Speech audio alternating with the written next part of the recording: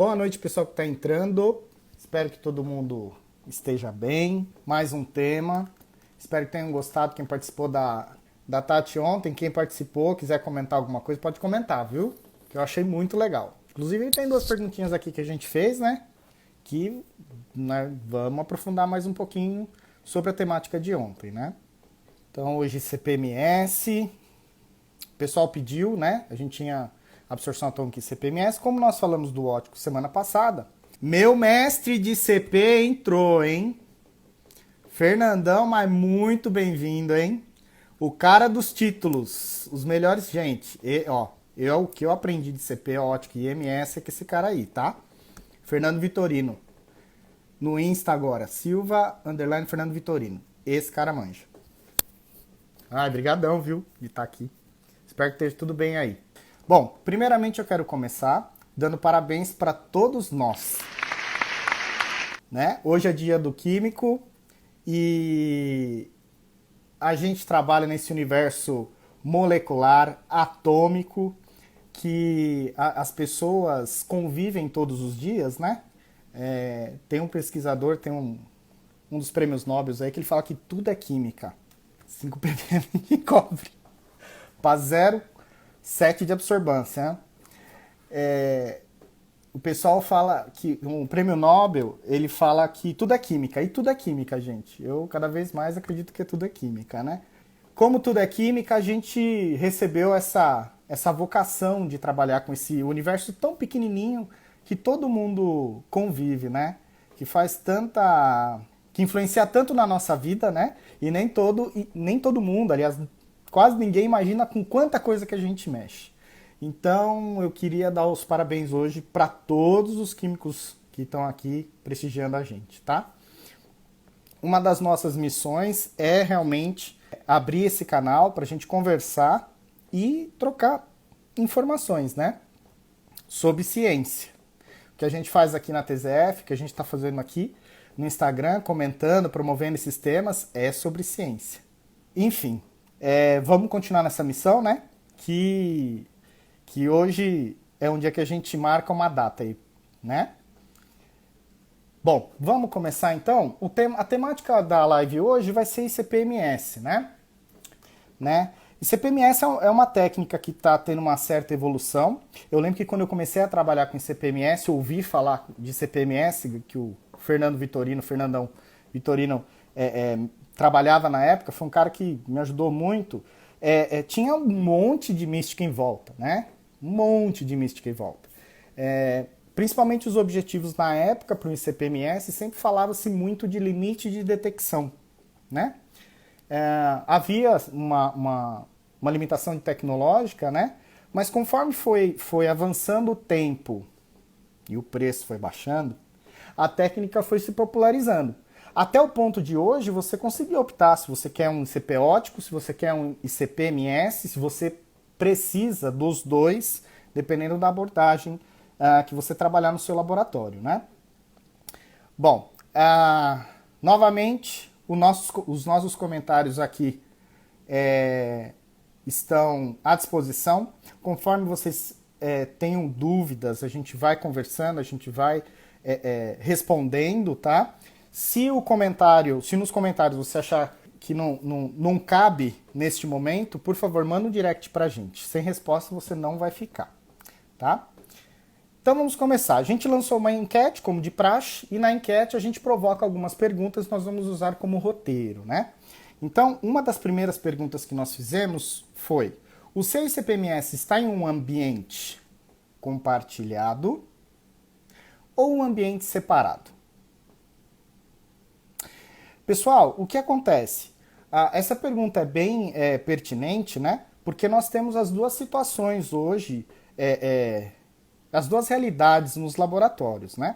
Quando nós falamos de CPMS, isso nós estamos falando de limites de detecção, tá?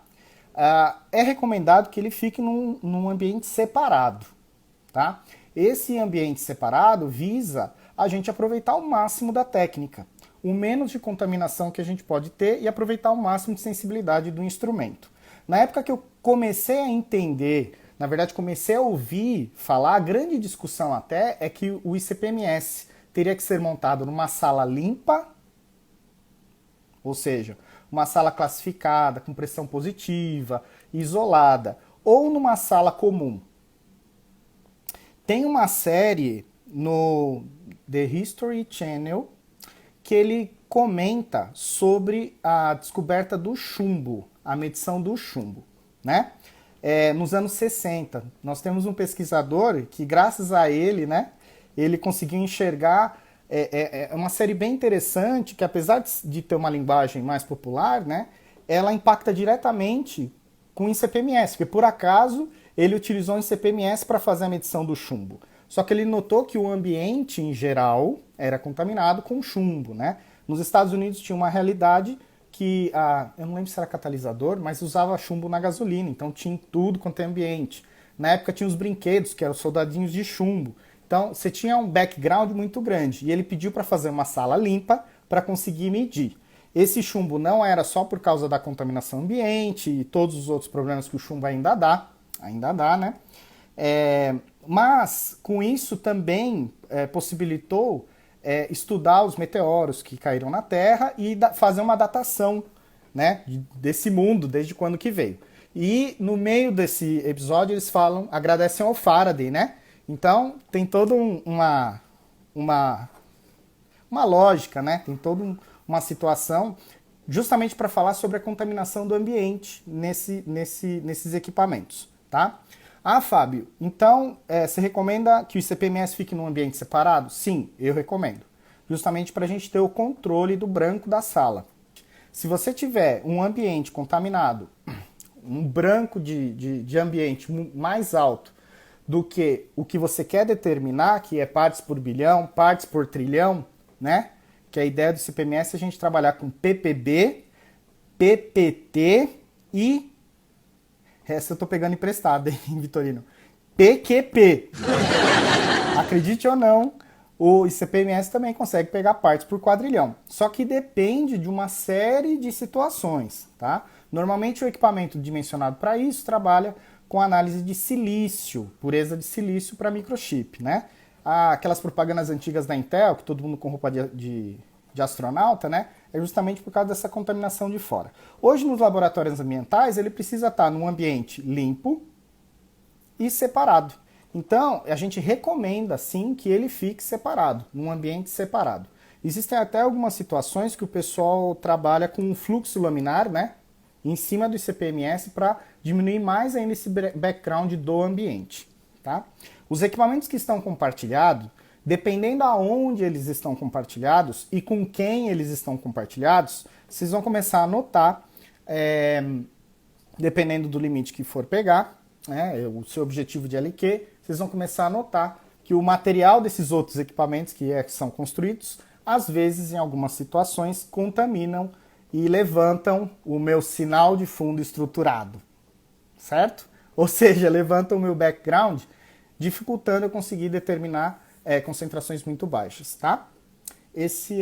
Foi a primeira pergunta. Então, a recomendação que a gente tem é que o ICP-MS fique num ambiente separado, tá? A classificação vai depender justamente do limite que você quer chegar, tá? Segunda pergunta.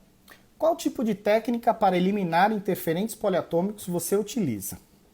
Bom, pessoal, no caso quando a gente acopla o ICP à espectrometria de massas, né, a grande chave para a técnica ser diferenciada em termos de seletividade é o mecanismo de interferência poliatômica.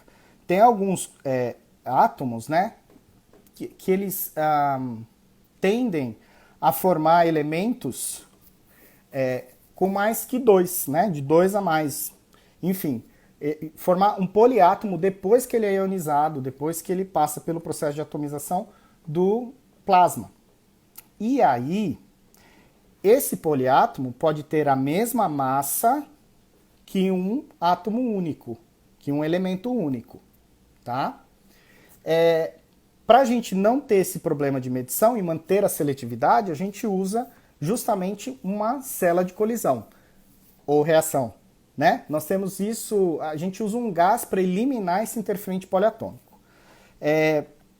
Hoje, basicamente, nós utilizamos o hélio como gás colisional, o hidrogênio como gás colisional também, ou reacional, dependendo da situação, e a amônia, uma mistura de amônia, para a parte reacional.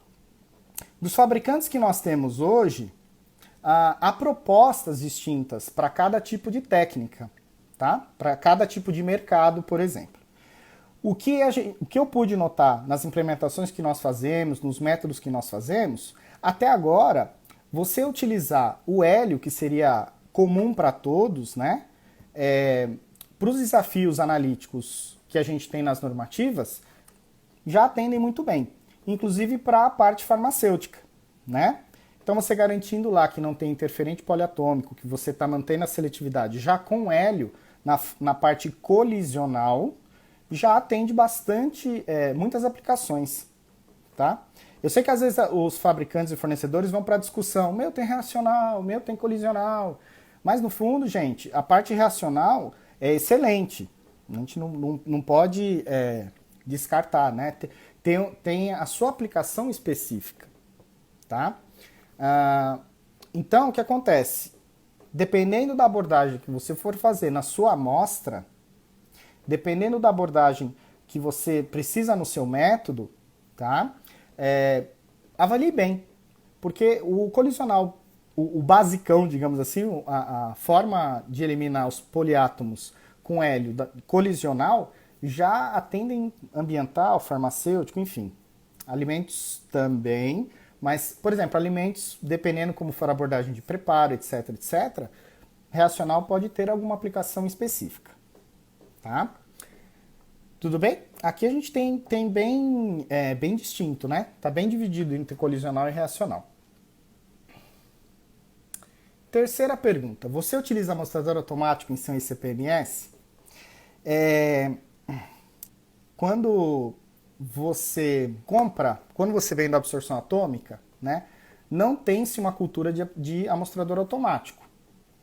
Aí você evolui para um ICP ótico e às vezes não tem a cultura de um amostrador automático, às vezes tem uma cultura de amostragem automática, né?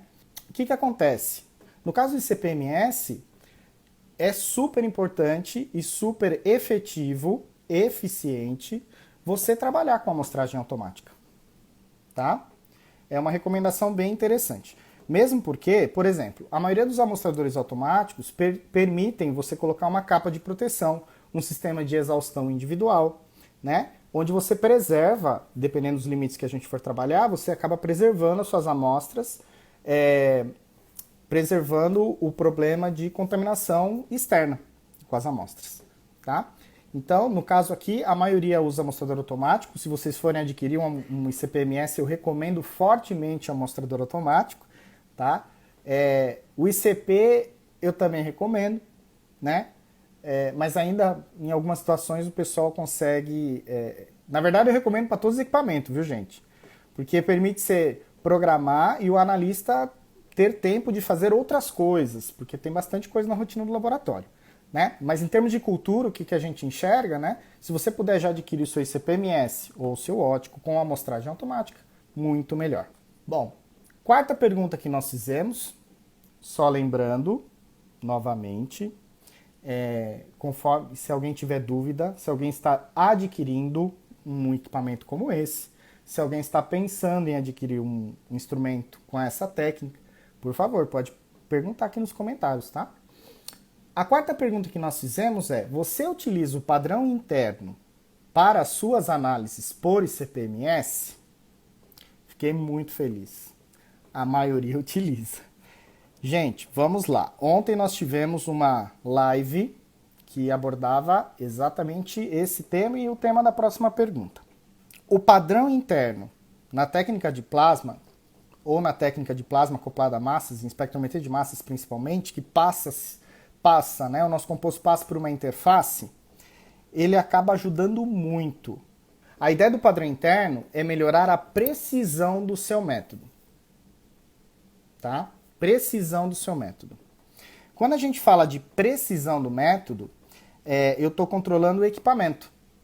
Então, por exemplo, o ICP-MS, os equipamentos de massa em geral, quanto mais você vai baixando a concentração, mais você vai chegando ao PQP, né? Perdão, partes por quadrilhão, partes por trilhão, o começo da curva tende a ter um ponto do lado do outro, né? Porque você já está no limite do instrumento. E nesse momento que a gente busca limite de quantificação, a gente busca sensibilidade, você colocando o padrão interno e fazendo a padronização interna na curva de calibração, né, e nas amostras também, você segura essa precisão, né? Porque a variação acaba controlando. E esse ponto que às vezes estava aqui, ele começa a ter, no início da curva, né, ele começa a ter característica própria, porque a gente corrige o quanto que está entrando dentro da interface. Tá? Padrão interno no ICP-MS, nós podemos fazer de duas formas. Ou nós fazemos da forma tradicional, onde eu vou adicionar o padrão interno depois do preparo de amostra, para quem tem preparo de amostra, tá? Eu vou adicionar o padrão interno depois do preparo de amostra, tá? Ou então, você tem um kit especial de uma tubulação, uma mangueirinha mais fininha. Sempre a mangueira mais fininha é do padrão interno. Bem-vindo, professor. Sempre a mangueira mais fininha é do padrão interno. Onde você vai encontrar uma pecinha que é um T, onde vai vir a amostra, vai vir o padrão interno pela bomba, pela própria bombinha de roletes lá do ICP-MS, e ele vai injetar de forma constante aquela solução. Então você pode trabalhar ou adicionando o padrão interno nas amostras, ou colocando esse kit do padrão interno adicional com a sua solução de padrão interno diretamente nessa mangueirinha. Com isso ele vai ser introduzido junto com a amostra. Novamente, lembrando que o padrão interno é para melhorar e ajustar a precisão, repetibilidade no nosso método. Tá?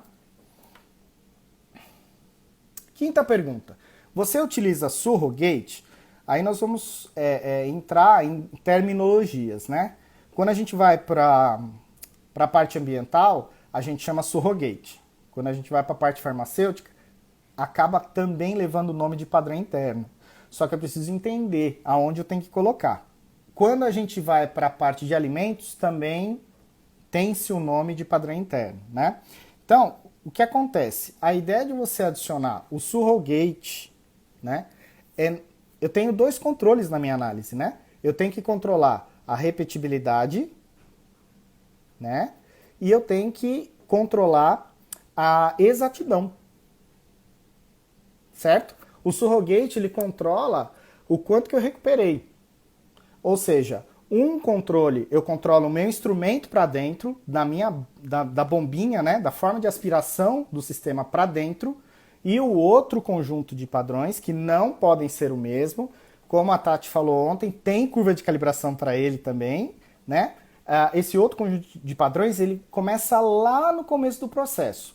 O que acontece? Na técnica de CPMS, muitas vezes a gente passa por um processo de preparo de amostra e, de repente, os resultados lá na ponta começam a dar não o que a gente esperava. E aí? É o equipamento ou é o seu preparo? Também levamos em consideração que 95, 96% da importância de uma análise por ICP, principalmente o MS, é preparo de amostra. Por isso que a gente utiliza, se vocês forem avaliar, alguns fornecedores de padrão, eles já utilizam os conjuntinhos certinho, tanto para padronização interna quanto para o surrogate. Lembrando, se você é do segmento farmacêutico ou de alimentos, provavelmente o surrogate está com nomenclatura, tá? Nomenclatura como padrão interno. Ai, Fábio, não sei o que é um, o que é outro, tá? Verifica. Se no seu método você colocar antes do preparo de amostra, é surrogate. E monitora a exatidão. Se no seu método colocar depois do preparo de amostra, ou seja, antes de entrar no instrumento, é precisão, você está controlando o instrumento. Pergunta 6, essa é pegadinha. Qual o valor máximo de TDS, ou seja, em porcentagem de total de sólidos dissolvidos, você admite para suas amostras de CPMS? Pessoal, eu brinquei aqui que é pegadinha, por quê? O que acontece? Se a gente for pegar a condição de tolerância do sistema de injeção, ela é muito maior. Se a gente for na escola tradicional de CPMS, vocês vão notar que tem muito artigo que fala sobre 0,3%. 0,3%.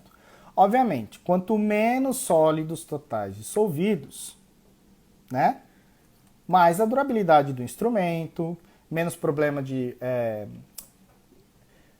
contaminação cruzada, efeito memória, a limpeza dos componentes, tudo é melhor, né? Quanto mais diluição a gente consegue trabalhar, melhor é, tá? Para o instrumento, não para o analista. Vamos separar as caixinhas, né? Precisa ter um equilíbrio aí.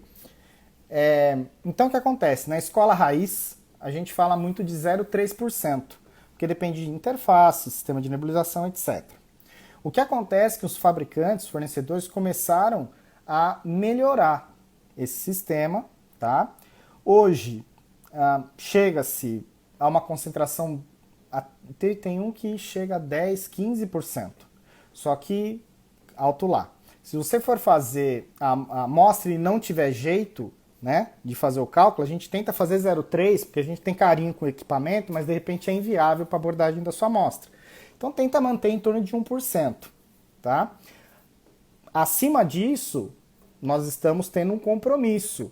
O benefício é que nós vamos diluir menos, tratar um pouco menos a amostra e tal, mas nós temos um compromisso de fazer a manutenção das partes internas, tanto do massa quanto do plasma, acima de 1%. Então a gente recomenda ali, no sufoco, sem perder a amizade, 1% de TDS. Tá? Aí o que acontece? Existem sistemas de alguns fornecedores que eles fazem...